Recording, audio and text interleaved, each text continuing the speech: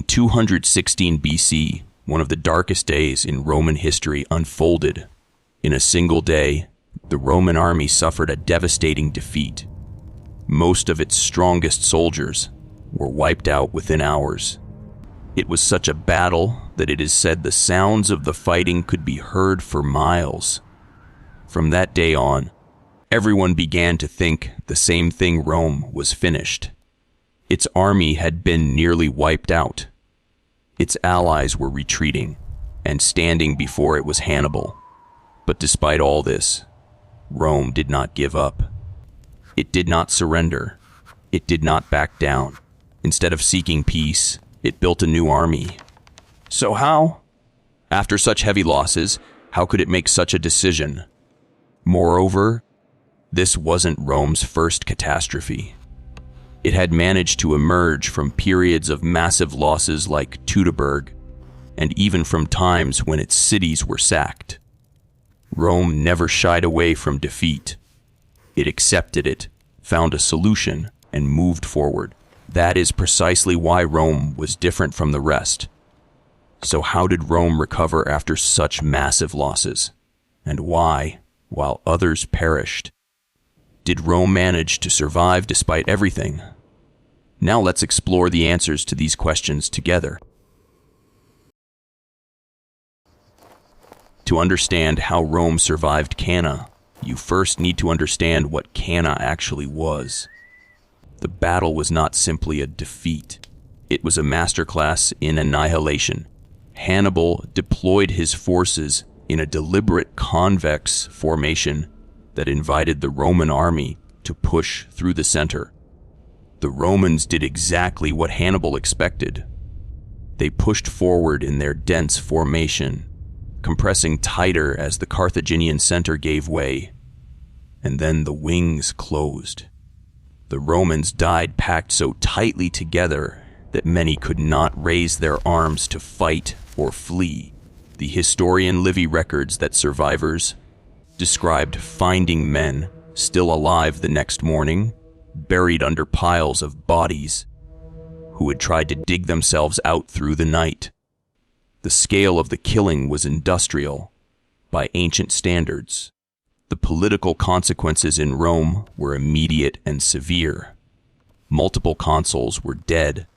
The Senate lost a quarter of its membership in a single afternoon. Allied Italian states that had been watching for signs of Roman weakness began to defect to Hannibal. The road to Rome itself appeared open. What happened in the Senate chamber in the days after Cannae is one of the most remarkable episodes in Roman history. The historian Polybius, who had access to Roman sources, records that there was no panic, no recrimination, no collapse of institutional function. The Senate met. It assessed the situation. It made decisions. It suspended the normal rules about who could serve in the army. It armed slaves, something Roman tradition considered deeply transgressive.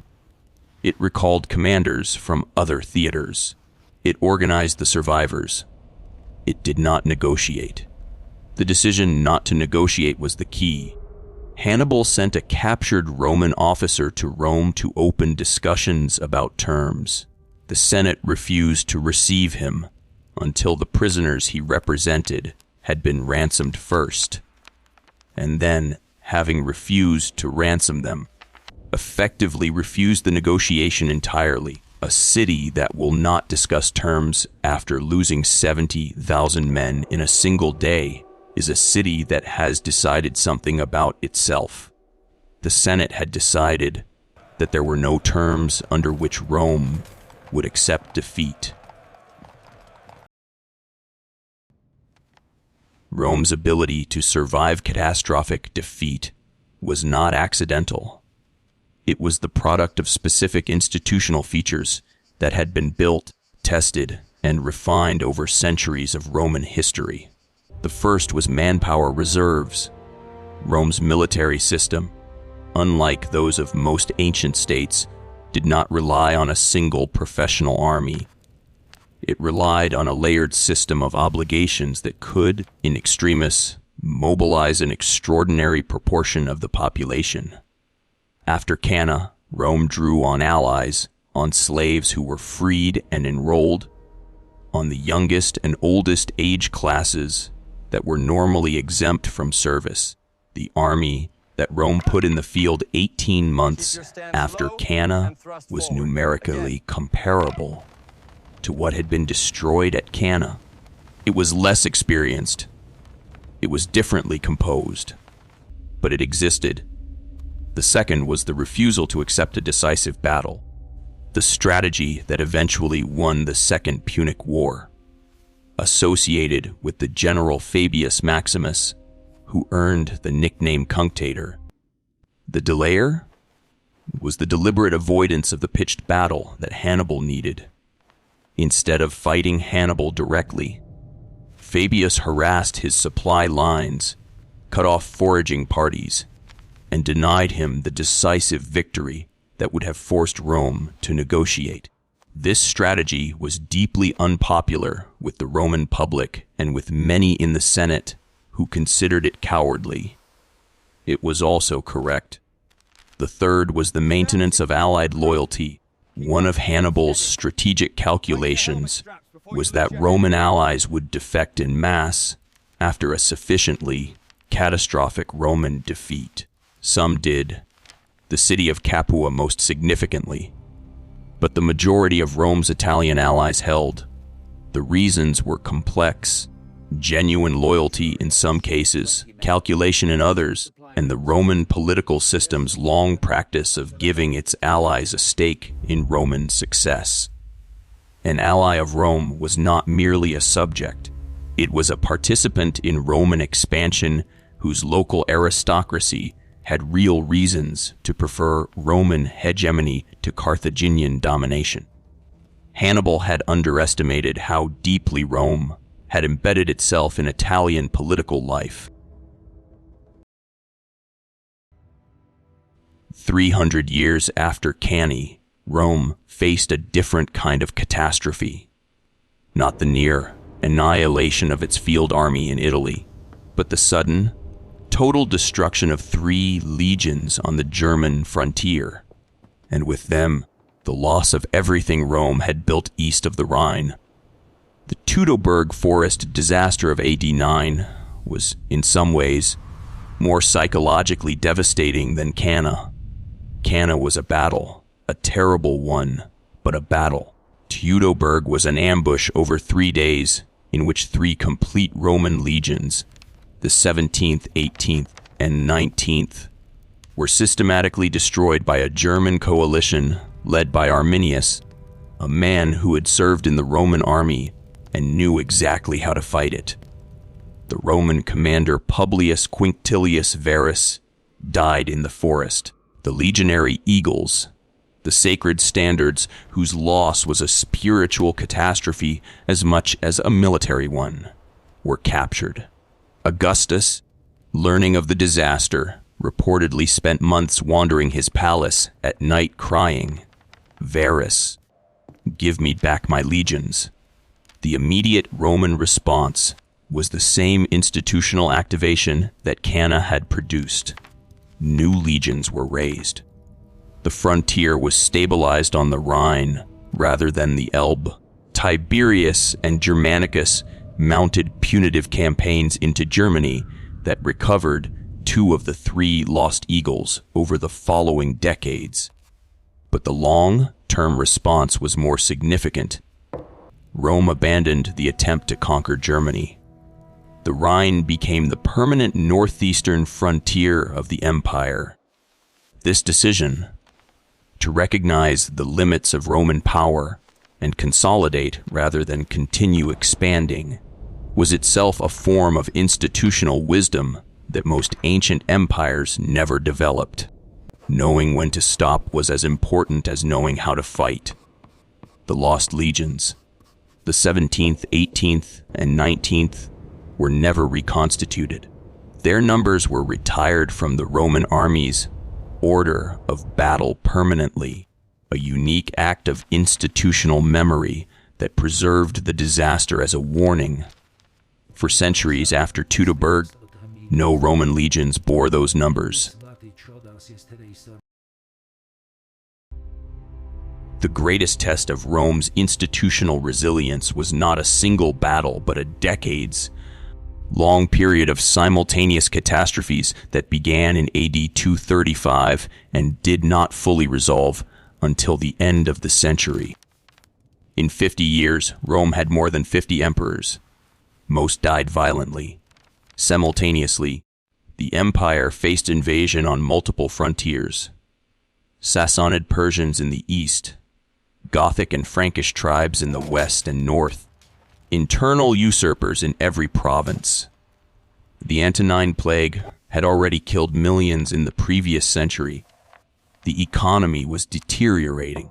The currency was being debased. The army was fighting itself as much as it was fighting external enemies. By any structural analysis, Rome should have collapsed. Empires facing simultaneous military, economic, political, and demographic crises do not typically survive. Rome survived.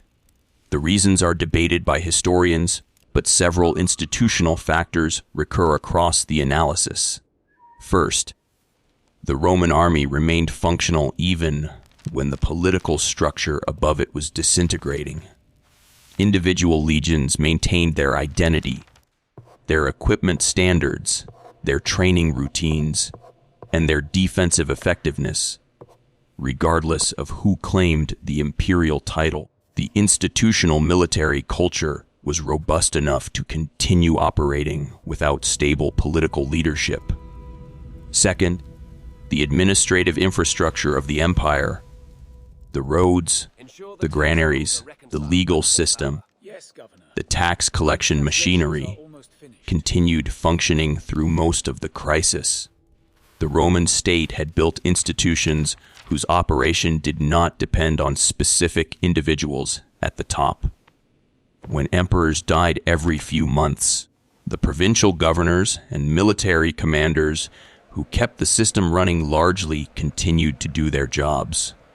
Third, the reform emperors of the later 3rd century, Aurelian, Probus, Diocletian, were able to use the surviving institutional infrastructure as the foundation for systematic reconstruction.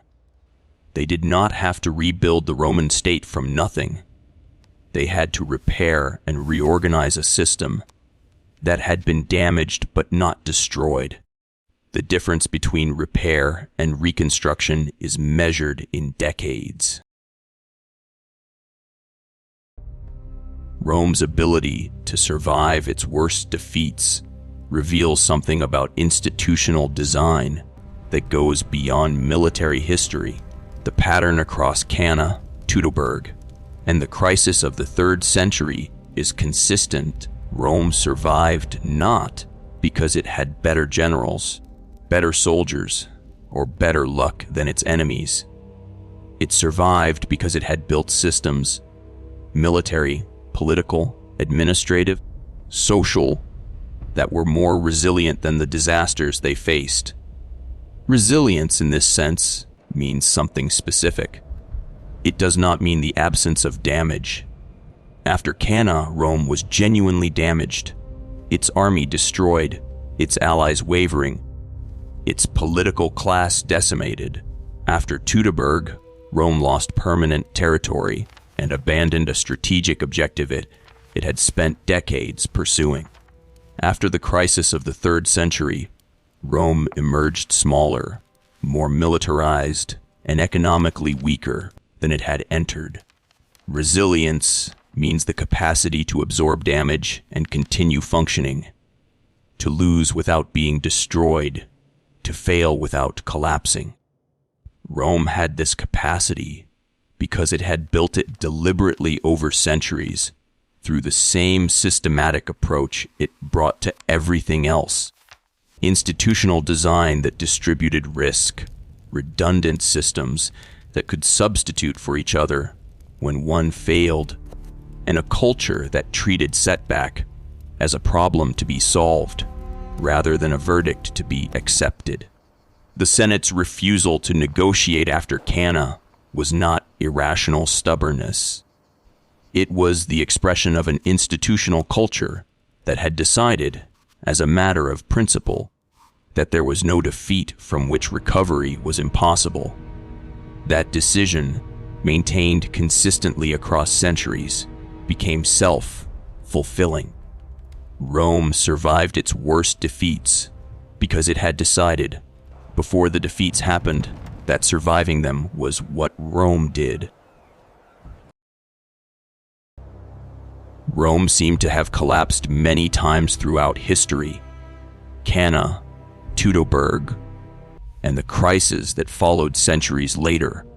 Most empires could not have withstood these. But Rome was not like the others. For them, it wasn't the end. It was merely a stopping point. Because Rome wasn't solely focused on winning.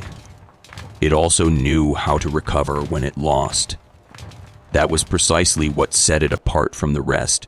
Wars weren't always won. Armies could vanish in an instant. But as long as the system remained intact, there was always a way out. Perhaps that's why, after every defeat, that army became tougher, more experienced. The real question is, what do you think makes an empire strong? Is it never losing? Or is it the ability to get back on its feet without giving up after a loss?